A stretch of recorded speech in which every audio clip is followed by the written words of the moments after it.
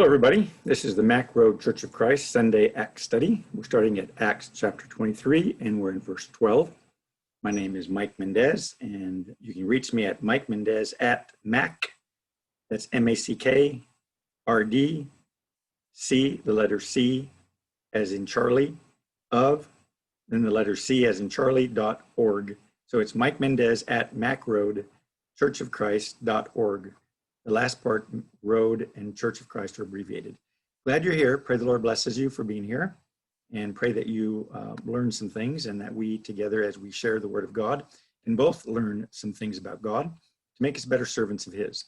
We're in Acts chapter 23, and we're really in what's referred to as Paul's fourth missionary journey, although it wasn't a journey that he took intentionally on his own, but one that the Holy Spirit had planned for him so that he could accomplish part of the task that he was supposed to accomplish, and that is that he was supposed to present the gospel to kings and rulers and people in authority.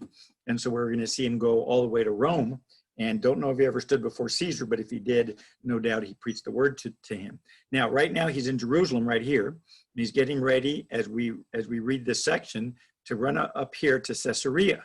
He's going to spend some time in Caesarea before he finally demands for the Roman authorities to send him all the way back over here to Rome. And that's where the book of Acts ends in chapter 28. But right now, we're right here in Jerusalem, and he just finished being arrested. He was talking to the crowd on the steps, and they wanted to kill him. The next day, the commander allowed the Jewish council to come and sentence him, or not sentence him, but accuse him of his charges, so that he could know why it was that Paul was being killed, or why they wanted him arrested and killed. And so that's where we find him.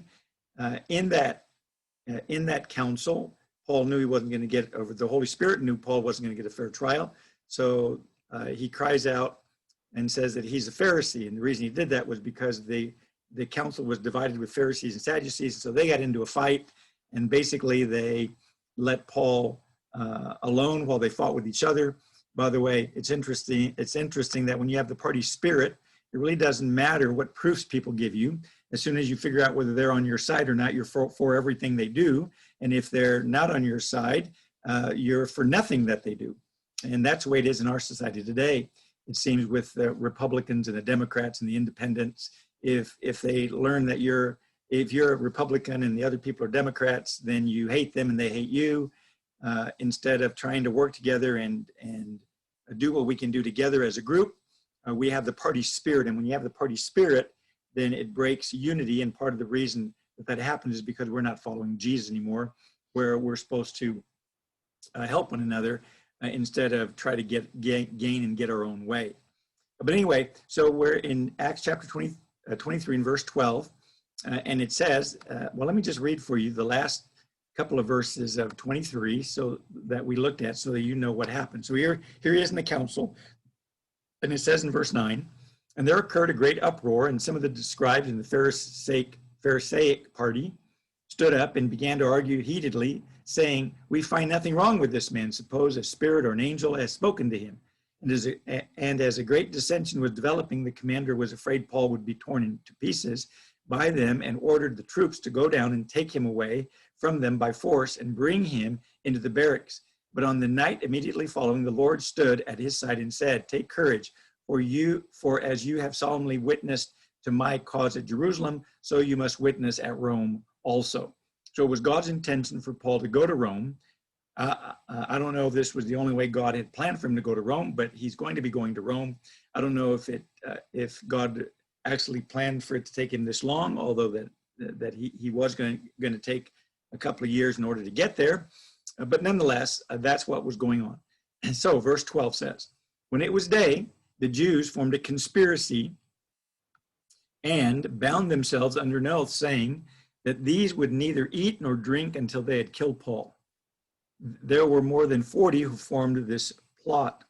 They came to the chief priests and the elders and said, we have bound ourselves under a solemn oath to taste nothing until we have killed Paul. Now, therefore, you and the council notify the commander to bring him down to you, as though you were going to determine his case by a more thorough investigation, and we for our part are ready to slay him before he comes near the place. But the son of Paul's sister heard of their ambush, and he came and entered the barracks and told Paul. And Paul called one of the centurions to him and said, "Lead this young man to the commander, for he has something to report to him." So he took him and led him to the commander and said, "Paul, the prisoner, called me to him and asked me to lead this young man to you, since he has something to tell you." The commander took him by the hand and, stepping aside, began to inquire of him privately, "What is it that you have to report to me?" And he said, "The Jews have agreed to ask you to bring Paul down tomorrow to the council, as though they were going to inquire something more thoroughly about him. So do not listen to them, for more than 40 of them are laying in wait for him, who have bound themselves under a curse not to eat or drink until they slay him. And now they are ready and waiting for the promise from you." So the commander let the young man go, instructing him to tell no one that they should have that you have notified me of these things. And so there it is. They apparently, after this ruckus or after this commotion, what's interesting is it says in verse 12, when it was day, the Jews formed a conspiracy and bound themselves under an oath. Now, what's interesting is the Sadducees and the Pharisees are both Jewish groups. So I don't know whether they got back together after they talked about it for a while and said, you know what, Paul needs to be killed anyway. And so maybe they came to some terms or some agreements, and they both decided that Paul needed to be killed. Or maybe this was an entirely random group, but I kind of doubt it. I believe it was the same group that was trying to kill him in the courts and having the Romans actually execute him. I believe they're the same ones that are doing this. Now notice, they were Jews and they formed a conspiracy and bound themselves under an oath, saying that they would neither eat nor drink until they had killed Paul. So they took a vow for bloodshed. They took a vow to kill an innocent man. Now, verse 13 says, and there were more than 40 who formed this plot. So there wasn't just a couple of individuals, there was 40 of them who did this. It's interesting that in the scriptures, the number 40 usually represents a period of testing or of persecution. And so that's what you have here. Remember, there were 40 days of rain when the flood came. They wandered in the wilderness for 40 years. Jesus was tempted for 40 days. So it's interesting that there were more than 40, because I think what's being implied here is that this was a period of testing for Paul, or testing to see what was going to go on. And that's why he doesn't give us the exact number, because God could have inspired Luke with the exact number, but instead he rounded it off to 40. And so they formed this plot. And it says, and they came to the chief priests and the elders and said, "We have bound ourselves under a solemn oath to taste nothing until we have killed Paul." So here they come to the chief priests and the elders. And rather than the chief priests and the elders saying, "No, what you're doing is sinful and wrong, and you shouldn't be putting yourself under a plot, under an oath in order to kill this man," that's not how justice is done, and that's not how God wants us to carry out justice. Instead of them doing that, they agreed with them, and they went along with them, and so they were complicit to what was going on. And so that tells you the condition of the Jewish religious group, or the Jews, a religious group of people. There were some who were just Jewish and didn't care about religion at all whatsoever. And those that were so corrupt that they could easily put away any scruples that they might have about killing an innocent man without giving him a trial. And so it points to one of the reasons why certainly Jesus would destroy and reject the Jewish community as his people. Now, in verse 15, it says, "Now therefore," here's what the 40 men wanted them to do. "Now therefore, you and the council notify the commander to bring him down to you, as though you were going to determine his case by a more thorough investigation. And we, for our part, are ready to slay him before he comes near the place." So in other words, they went and they asked the council, "Hey, have the commander bring him down to Jerusalem and bring him to the courthouse or to the council room, wherever they're going to meet. And they're going to lie in ambush and they're going to kill him." And there's 40 of them, because as Paul is being brought down, certainly there wouldn't be a whole lot of soldiers guarding him, because they would be unaware of a plot that had been formed, so there would be no real need for the commander to have escorted Paul down with, a bunch of soldiers. And so he would basically be vulnerable. And so that's what they wanted them to do. And so that's what they planned. And apparently the chief priests and the elders, the leaders of the people, they thought that was a good thing, and they were going to go ahead and do that. And so it indicates again God's rejection of these people because they shed blood. And it reminds me of Isaiah, when God was talking through the prophet Isaiah to Israel, the 10 northern tribes, and he says to them over here at verse, somewhere around here at verse 15, he says, so when you spread out your hands in prayer, I will hide my eyes from you. Yes, even though you multiply prayers, I will not listen. Your hands are covered with blood. So he points out that Israel had no qualms about killing innocent people. And they did it here during the time of Israel or during the time of Isaiah. And so God pleads with them at that time to wash themselves in verse 16. Wash yourselves, make yourself clean, remove the evil of your deeds from my sight. Cease to do evil, learn to do good, seek justice, reprove the ruthless, defend the widows, plead for the widows.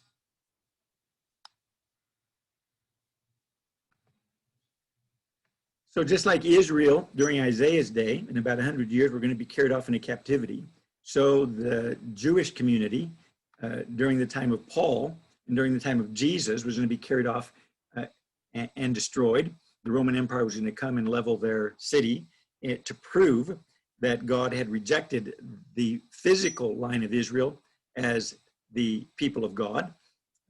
And by the way, he had actually never picked the physical line of Israel. He picked the physical, faithful line of Israel. And so he hasn't rejected the line that he chose. He's rejected the physical descendants of Abraham who were unfaithful to him, because salvation has always been conditional. It's always conditional on faith, on believing. And that even includes whether you were a Jew or whether you weren't. And so again, this simply points out that the reason why God would destroy Jerusalem and the temple as proof that they weren't his people anymore. So it said, however, that as they're dreaming up this plot, that a young man standing somewhere close by, or happens to pass by a window or something, or maybe he even was somebody who worked in the temple, or I'm sorry, in the council chambers, sweeping up or cleaning. We don't know exactly how he found out, but he had to hear it from somewhere, and he heard it from something that he believed was reliable. So it says in verse 16, but the son of Paul's sister heard of their ambush, and he came and entered the barracks and told Paul. What's interesting is we don't know a whole lot about Paul's family or relatives. So apparently he had a sister. Don't know if he had any other family, and apparently she had a son. And so this son was the one that happened to hear, and apparently they're living in Jerusalem when this is going on.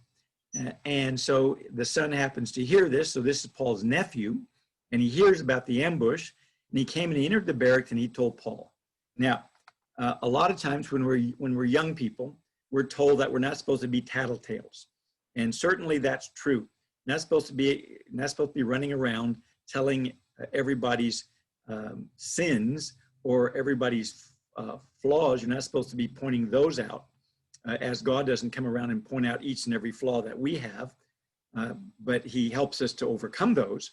I want you to understand, however, that when it was going to require that somebody actually be hurt and somebody be killed, that it was paramount and necessary for this young boy to tell what he had heard.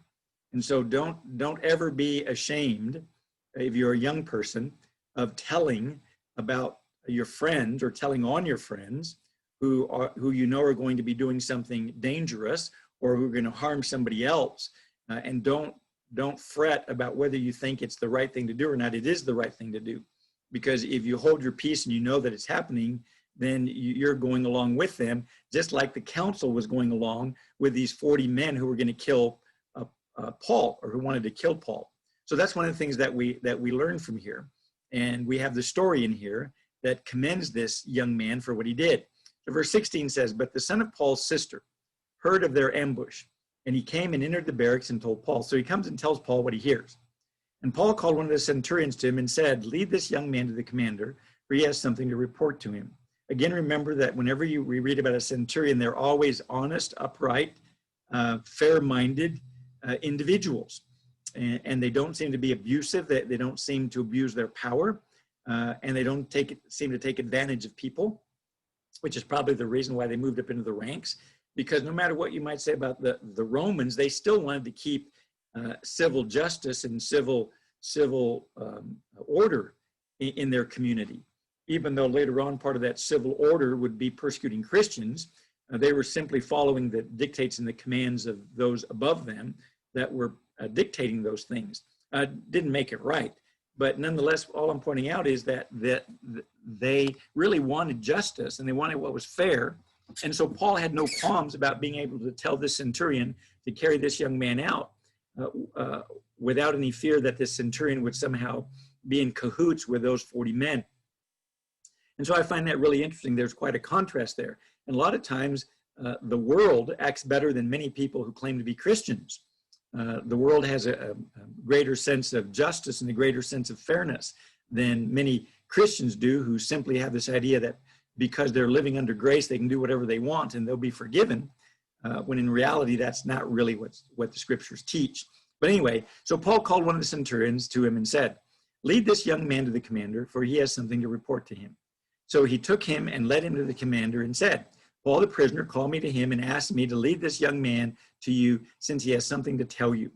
And so the centurion does exactly what he was told to do. He was told to take the young man. This would be a really good opportunity for him to stick a feather in his hat if he could just find out what this boy knew and therefore go and report it himself to the commander. And no doubt the commander would say, well, you've done a really good thing in discovering this plot and bringing this to our attention. And so, you know, we're going to put a good feather in your cap or a good recommendation in your report. But you notice the centurion didn't do that. He simply brought the young man so the young man could report to the commander what he had seen himself. And he took no credit for it. And so it says in verse 18, so he took him and led him to the commander and said, Paul the prisoner called me to him and asked me to lead this young man to you since he has something to tell you. And the commander took him by the hand and stepping aside began to inquire of him privately, what is it that you have to report to me? Now notice that apparently this boy was a young boy because he took him by the hand. Usually don't take men or young men by the hand to lead them somewhere. You just ask them to follow you and they follow you. But youngsters, you do take by the hand. And so he was apparently a younger man, a younger boy, and he took him by the hand. And so certainly this shows how brave that young boy was, that he heard those, and rather than being afraid that if he told somebody, they might find out that he told and you know, he would have problems or they might even come after him. He wasn't afraid of that. He stood up for what was right. And that's what we need to do. We always need to stand up for what's right, especially when there's a mob going on. We have to stand up for what's right. Many people like following a mob, and that's what we've seen lately in our country with all these protesters and these riots going on. There's nothing wrong with protesting legally and protesting peacefully, but when they start breaking windows and they start banging on cars and they start hurting people, and if you're with them, then you're complicit with them. And don't be mistaken. God's going to hold you accountable for what you do. But this young man was brave because no matter what consequences he might have been afraid to suffer, he was willing to go and tell the commander what he heard and what he saw. So verse 19, the commander asked, well, what is it that you have to report to me? Verse 20. And he said, the Jews have agreed to ask you to bring Paul down tomorrow to the council as though they were going to inquire something more thoroughly about him. So do not listen to them, for more than 40 of them are lying in wait for him who have bound themselves under a curse not to eat or drink until they slay him. And now they are ready and waiting for the promise from you. Now, I want you to notice a couple of things. And again, about this young man I'm talking about. I want you to notice that the young man said, here's what I heard, and don't do that. Don't listen to them. don't follow them. Now, the reason I'm pointing this out is because it's not like this young man just heard some gossip and some people, just making idle threats. He believed what was going to happen. He knew what was going to happen. He knew somebody was going to get hurt. So he didn't just go run off and tell every time he heard some idle bit of news that he couldn't validate or didn't know that was true. He knew that this was true. He knew somebody would get hurt. He knew it wasn't right. And so he told the commander not to listen to them because there's 40 of them. And no doubt also, he wasn't only concerned about Paul, but he's concerned about the Roman officials and the Roman soldiers who would be taking Paul down there because they would have to get through them in order to get Paul. And so they would end up killing them. And so this young man was concerned about all of them, I would suggest to you. But he says, do not listen to them, for more than 40 of them are lying in wait for him, who have bound themselves under a curse, not to eat or drink until they slay him. And now they are ready and waiting for the promise from you.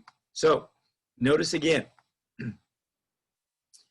that he says what he heard, and he reports it to the commander. And so verse 22, it says, so the commander let the young man go, instructing him, tell no one that you have notified me of these things. So the young man was to go and not tell anybody. It was important for him not to tell after he told, because the commander needed some time in order to figure out what to do. And if the 40 men found out that the commander knew, they might try a different assault or a different attack in order to kill Paul. And so the commander was concerned about Paul, even though, remember, that he had bound him. And it was unlawful for a commander or anybody to bind a Roman without first accusing him and charging him of what he was charged for. And then he could be bound and put in prison. But the commander had already done it. But again, notice that his sense of integrity was such that he wasn't going to take this opportunity to maybe get out of trouble by allowing these 40 men to kill Paul. And therefore, there would be no repercussions, you might say, except for the fact that he lost his prisoner, and certainly that might be something to consider. But it shows you the integrity of the Roman army and the Roman officials as they were, trying to uphold justice wherever they were. So let's see what the commander does. Verse 23, and he called to him 2 of the centurions and said, get 200 soldiers ready by the 3rd hour of the night to proceed to Caesarea with 70 horsemen and 200 spearmen. They were also to provide mounts to put Paul on and bring him safely to Felix the governor. And he wrote a letter having this form. Claudius Lysias, the most excellent governor Felix, greetings. When this man was arrested by the Jews and was about to be slain by them, I came up to them with the troops and rescued him, having learned that he was a Roman. And wanting to ascertain the charge for which they were accusing him, I brought him down to their council. And I found him to be accused over questions about their law, but under no accusations deserving death or imprisonment. When I was informed that there would be a plot against the man, I sent him to you at once, also instructing his accusers to bring charges against him before you. So the soldiers, in accordance with their orders, took Paul and brought him by night to Antipatris. But the next day, leaving the horsemen to go on with him, they returned to the barracks. When these had come to Caesarea and delivered the letter to the governor, they also presented Paul to him. When he had read it, he asked from what province he was, and when he learned that he was from Cilicia, he said, I will give you a hearing after your accusers arrive also, giving orders for him to be kept in Herod's praetorium. So here you have what the commander did. And remember that it was in the morning when these men formed a bond or a conspiracy, okay, when it was day. In other words, after the trial in the middle of in the morning, when it became day, that's when they formed this conspiracy. That gave the young man time to hear what they were plotting, and gave them time in order to go talk to the council. And it gave the young man time to go talk to Paul, and Paul to send him to the commander. And so by the time the commander got everything ready, it was the 3rd hour of the night right here. in verse 23. It was the third hour of the night, which means it was 9 o'clock. That would be the third hour. They started counting the hours of the night at 6 o'clock. So the third hour would be 9 o'clock. So it was 9 o'clock at night, and certainly it was late enough to where most people would be in bed, and the people who were conspiring against Paul would probably be asleep if they could sleep, because they would know that the plot was going to happen the next day. And so it was a great time for the commander to sneak Paul out of the city without too much publicity and notoriety. And so it says he called for him 2 of the centurions. And when he calls for a centurion, that means he calls the centurion, and the centurion quarters his men, and each centurion had 100 men. And so it says, and said, get 200 soldiers, so each one of them has 100 soldiers under him, ready by the third hour of the night to proceed to Caesarea. So now they're going to go to Caesarea with 70 horsemen and 200 spearmen. So that's 470 men that are accompanying Paul out of the city to Caesarea. And you might say, wow, that sure seems like an awful lot of people. Yeah, but you have to remember that the Jewish community was quite difficult to handle. And many times they would mount attacks with hundreds of individuals, hundreds of Jewish zealots who would come to fight against a Roman army of men or group of men, or in a caravan or whatever. And so they had to take extreme care. So they took 200 spearmen and 370 horsemen. So either there was 470 men altogether. What's interesting is that this word spearman if I remember right, this is the only place where this word is found, not just in the Bible, but in any Greek literature. This is the only place this word is found. And some people believe that it's referring to 200, that it can also be translated free horses, if I can put that. Let me check and make sure it's that I have the right word here, because I don't want to give you the wrong word. Right here, 200 horsemen. Let me look at this right here. A horseman, and this one is a spearman. Yeah, okay, yeah, it is this word here. This word here, if you notice over here, it's throwing with the right hand, a slinger, an archer, a javelin man. That's what's listed there. Let me check something real quick here. Let me do this and make sure that I have the right word. Entire Bible, and only one place comes up. So in the entire Bible, this is the only place where this comes up, and so that's this word that's found only in the New Testament. And so some people believe that it's not spearmen, but some people believe that it's also refers to horsemen, or I'm sorry, not horsemen, but free horses. In other words, horses that are just being driven along without riders on them, riderless horses. Let me put it that way. And the reason for that is because up here they have 200 soldiers ready by the third hour, and they put Paul on a horse. And so it's possible that these soldiers, these 200 soldiers, were also going to be mounted as opposed to 70 horsemen, but probably more than likely, if these are individual horses that are riderless horses, it's probably intended for these 200 soldiers to ride back from when they went, because soldiers would not be accustomed to riding horses, so they would be used to fighting on foot. And so you put a soldier on a horse, and you diminish his fighting ability. But once he doesn't need to fight anymore, and you want to bring him back to where he was at, the fastest way would be a horse. So some people suggest that, and that's certainly something worth considering. It doesn't really matter one way or another, but the fact is either there was 270 men that were guarding Paul, or there was 470 men.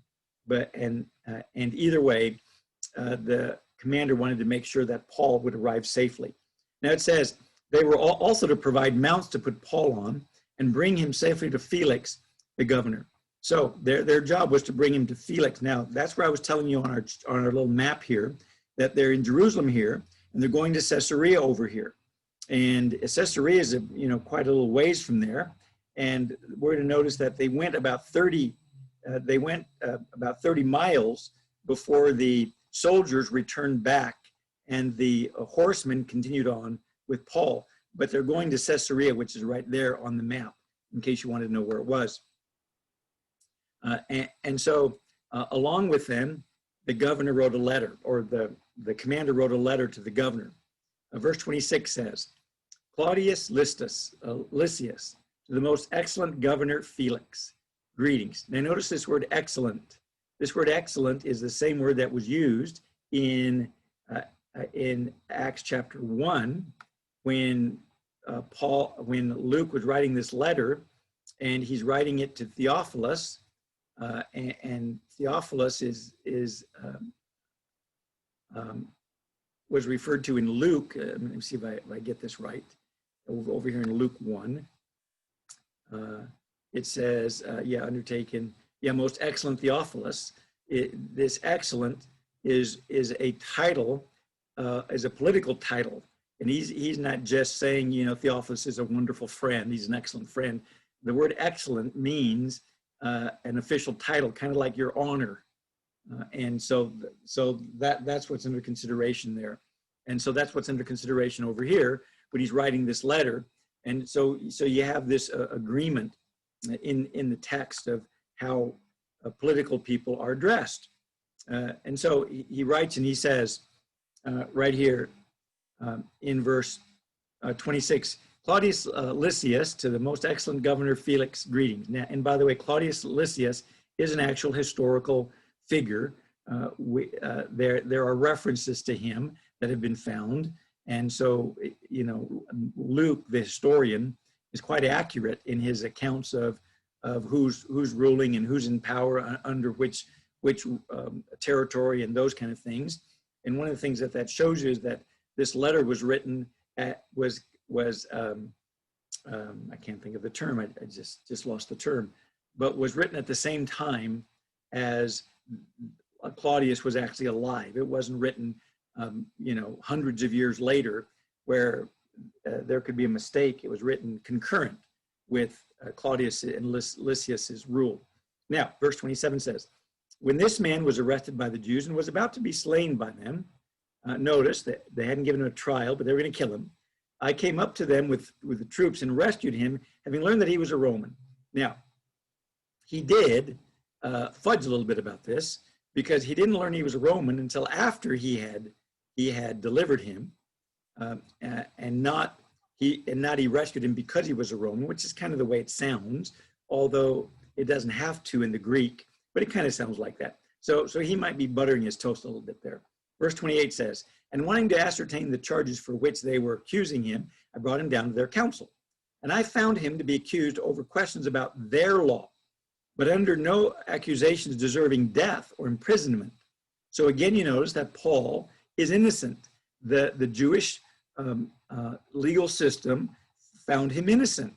The commander found him innocent and nothing deserving death or imprisonment. In other words, he wasn't guilty of any civil crime or any civil rule, but they were arguing about some law, about some questions about their law, about their religious convictions. And so that's why he was trying to figure out what was going on with him. Now, verse 30, when I was informed that there would be a plot against the man, I sent him to you at once, also instructing his accusers to bring charges against him before you. And so he says that when he found out what was going to happen, that he certainly learned there was a plot. And so he then sent Paul over to Caesarea, and no doubt the next day or the following day, he then told the Jewish officials, if you want to continue your trial with Paul, you need to go to Caesarea. No doubt he told them sufficient time after he had sent the the men probably the next day, since it was 9 o'clock at night when the men took Paul or escorted Paul. And so that would give them a whole day's head start and protection. Now, verse 31. So the soldiers, in accordance with their orders, took Paul and brought him by night to Antipatris. So the first night they traveled to Antipatris, which is about 30 miles from Jerusalem, and that's a pretty long march for night, which is probably the reason why they probably needed those 200 horses in order for those men to be able to ride back, because they would be pretty tired after a 30-mile march, even though they were used to it. And not only that, but no doubt the commander would want them back for protection where he's at because of the situation with the Jews. Verse 32, but the next day, leaving the horsemen to go on with him, they returned to the barracks. So the next day they left, and the soldiers left, but the horsemen, the 70 horsemen, went along with Paul, because Paul also was riding on a horse and they could travel faster. Verse 33, when these had come to Caesarea and delivered the letter to the governor, they also presented Paul to him. And when he had read it, he asked from what province he was. And when he learned that he was from Cilicia, he said, I will give you a hearing after your accusers arrive also, giving orders for him to be kept in Herod's praetorium. Do you remember when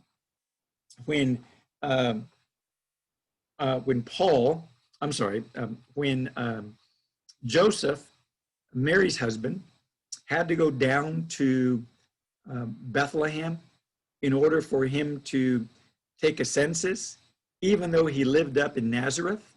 You remember that? Well, that's because that's where he was from. You see, it's funny. Here, I'm living in California. If I have a legal problem, the people in California handle the problem with me since I'm living here, but not in Roman society. In Roman society, it was from where you were from.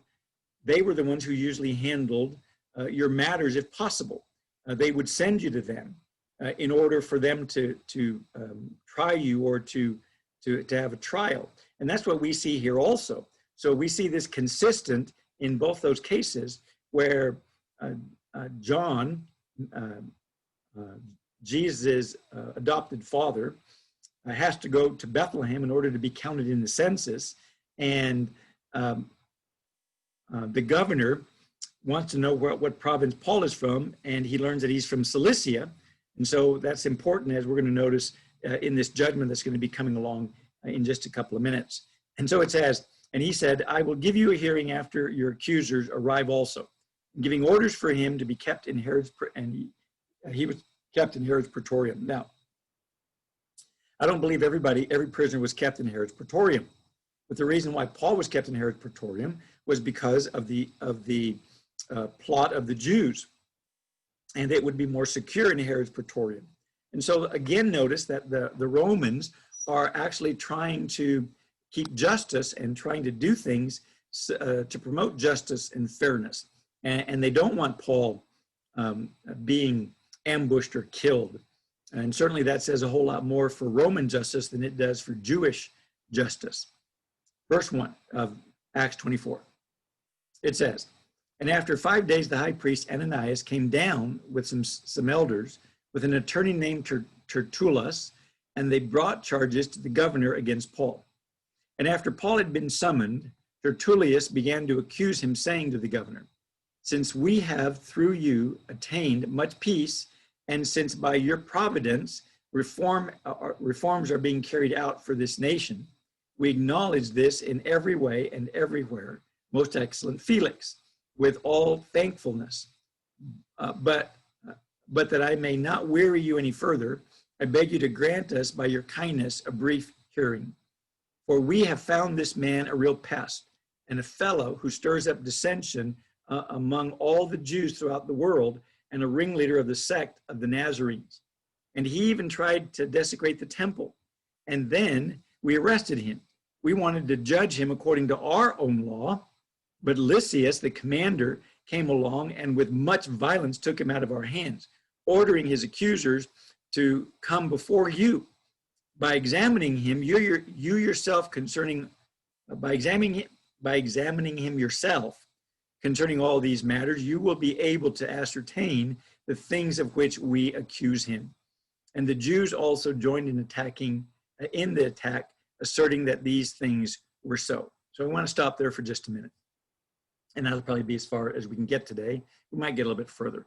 But verse 1 says, after 5 days, the high priest Ananias came down with some elders, with an attorney named Tertullius, and they brought charges to the governor against Paul. So they brought their lawyer, they brought their hitman, you might say, Tertullius. And it says, and after Paul had been summoned, Tertullius began to accuse him, saying to the governor, since we have through you attained much peace, and notice that he's admiring the peace that Felix has been able to keep, and the problem is that the Jews are the ones who always are instigating problems, and so Felix has to deal with the Jews in a way without creating more problems. And it says, and since by your providence reforms are being carried out for this nation would mean Israel. So Felix is also monitoring what we might call improvements to the city and improvements for the nations, maybe fixing roads, maybe doing those kind of things for the Jewish nation as he ruled over them.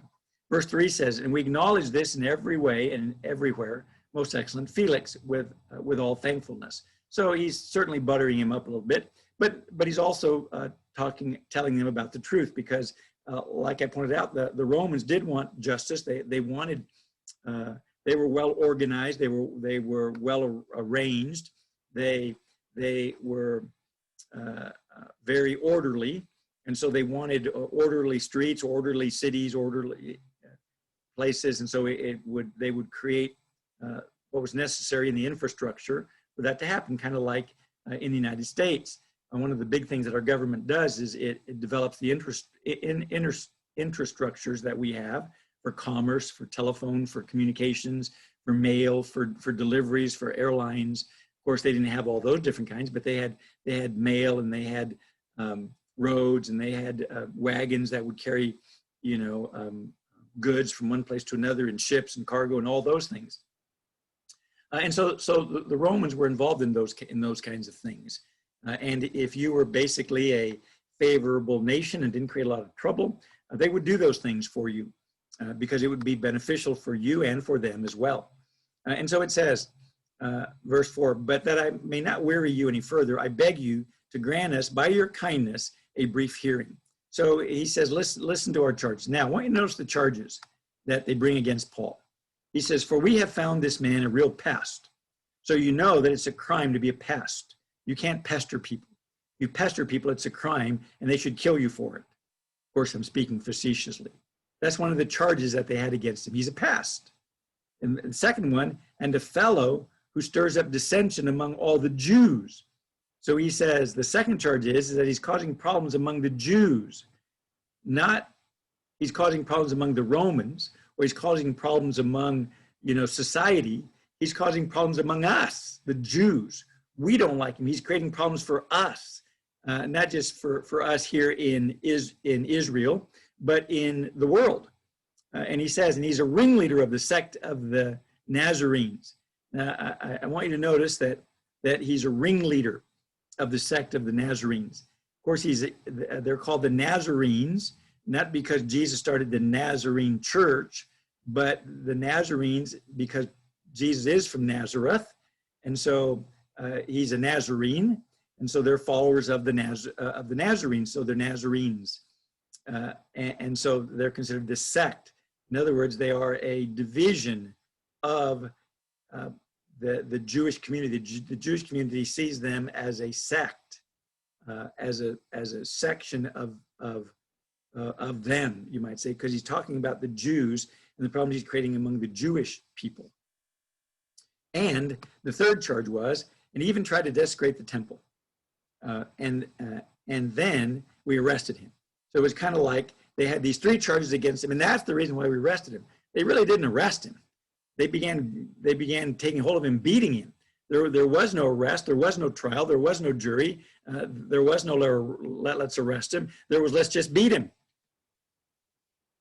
And it says, and he even tried to desecrate the temple And then we arrested him. So they accused him of desecrating the temple, which might be a charge in Jewish law for punishment, but it's not in Roman law, other than the Romans generally upheld the religious rules of the various religions that were in their communities. And so generally speaking, they were favorable to whatever Jewish, whatever laws those religious people would have.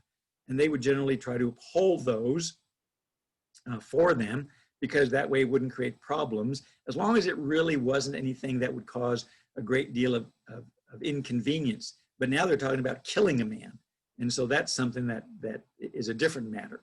And so it says, and we wanted to judge him according to our own law. Well, you saw how they wanted to judge him. Some people screamed out that he had done it. Everybody decided he didn't kill it and wanted to kill him and were beating him. That's their idea of judgment. And that's one of the reasons why God just condemned the Jews for the way they acted. And that's one of the reasons they also killed Jesus. They had this mob mentality. And by the way, we're starting to see that in America. Rather than having children who grow up and are taught to respect the law, they're taught to respect the mob, and they're taught to respect the fear that the mob creates, and to go along with what the mob is doing, rather than standing against the mobs, as is supposed to be what Christians do. But anyway, he says, but we wanted to arrest him. He says, but Lysias, the commander, came along and with much violence took him out of our hands. Well, he might have had to use a bunch of violence because they were beating Paul and they wanted to kill him. So I'm not too sure that this is far from the truth, but the violence didn't come down because the commander just came down to be violent because they had handcuffed Paul and were, walking him peacefully along. And so Lysias comes and starts beating people up. No, they were beating Paul, and he had to make his way through the mob. And so no doubt he pushed some people along. And, when you want to make a case, you scream bloody murder when your brother hits you, so that you have a better case when mom comes and looks to see what's happening in that struggle you're having with your brother. Verse 8 says, ordering his accusers to come before you. And so he told them, and basically the commander has told us to come. Now, I don't know if you noticed, but they've got these little brackets here. And these little brackets simply indicate that this section isn't found in some manuscripts and isn't found in some older manuscripts, but it is found in other manuscripts. And so what's really interesting is some people kind of see these things here, and those people who don't want to believe the Bible, they say, see, you can't believe the Bible because look, it has stuff in it that shouldn't be in it. And actually what this indicates for you is this indicates how accurate we can be of what's in the text, because we're pretty positive that this isn't in all of the text. And so therefore it's being highlighted by these markers to indicate to people that if there's something in here that you think really, goes against God's teaching or goes against what's right, we just want you to know that it's probably maybe not even found in the text.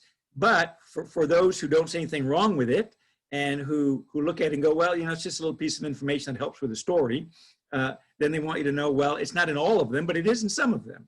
And so rather than people looking at that and going, that proves you can't believe the Bible, it actually proves that you can believe the Bible and that you can trust it, because we can know what's actually in there and what parts might have a little bit of doubts to them or might be a little suspect.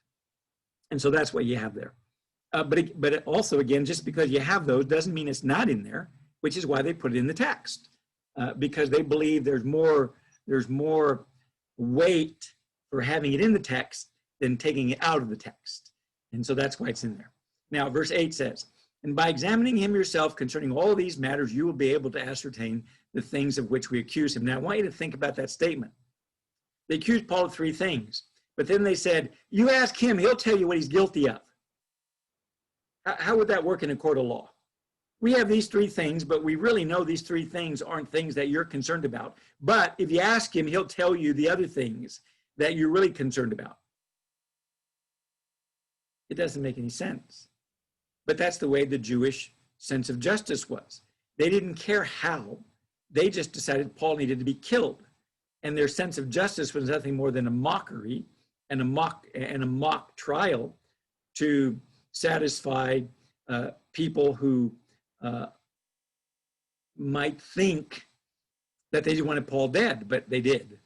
And so that's what you have going on here. And then the Jews also, they joined in the attack, asserting that these things were so. And they were accusing him of those things. Now, next time we meet, we're going to get to Paul's defense about this. So we'll start in Acts 24 and verse 10 when we do that. Hope that as you've been listening, that you've learned some things. If you're a young person, you're listening to these, or if you're a parent that has children or grandparents, make sure you tell them a story about about Paul's nephew, and remind them and make sure they understand the difference between just idly tattling on things that don't matter and actually telling on things that are going to hurt people or that are going to cause people to be hurt or to harm people, because there's a big difference between the two. And we need to teach our children to understand the difference and to stand up for what's right, even if it might cause them trouble or they might have some fears or some concerns, that there's always somebody they can go to who should be able to help them. Also, as you noticed, I hope you noticed the difference between the justice of the Jewish community and the justice of the Romans. Again, the Romans weren't trying to be oppressive. They weren't trying to be people who would harm other people. They were basically trying to give the world a comfortable place to live. The problem was, however, that in order to do that, you had to acknowledge all the pagan gods, and later on, as history continues, that the emperors are gods, and therefore, when those edicts came along, Christians therefore couldn't bow the knee to that, and that's when we see a lot of oppression of the Christians. But even then, they were still trying to uphold justice, even though they had the wrong idea of justice. So in Acts 24 and 10, make sure that we're not like them and are actually concerned about justice and about what's right and what's wrong, and protect people until they get a fair trial. And then if they're guilty, then sentence them. Not a mob mentality, which is what you see in America. And for some reason, our legal system is being hindered from being able to do that and control that. But glad you're here. Pray the Lord blesses you, and pray that he keeps you in the palm of his hand. Stay healthy.